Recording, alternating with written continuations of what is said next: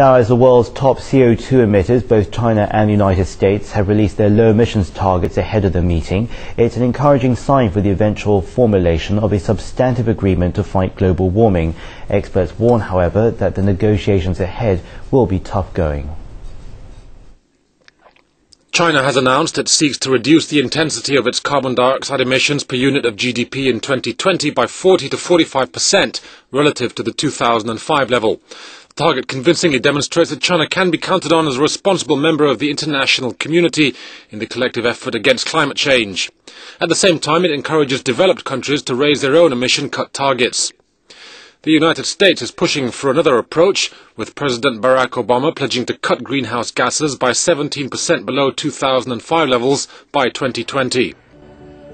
But while the Obama administration has shown more willingness to fight global warming than its predecessor, that target still falls short of what scientists are asking.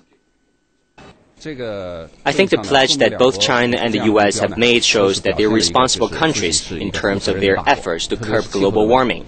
Both nations have taken a big step towards ensuring the success of the conference. But for these leaders, sealing a deal will not be easy. As a whole, developed countries are offering only an 8 to 14% cut below 1990 levels by 2020. That's far below the target of 25 to 40% that scientists say is necessary to stabilize the climate. Developed countries insist they cannot accept a 25 to 40% reduction. However, many experts believe that the target relative to the 1990 baseline is critical. Whether or not to maintain requirements of the Kyoto Protocol is another contentious issue. The Kyoto Protocol was initially adopted in 1997.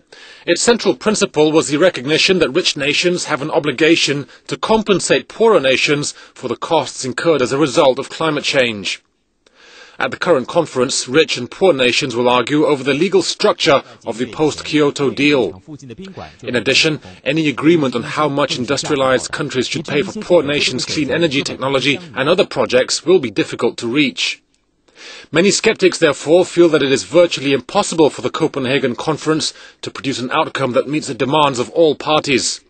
Nevertheless, regardless of the outcome, it will still be a historic turning point in humanity's fight against climate change. Alistair Shuring, CCTV.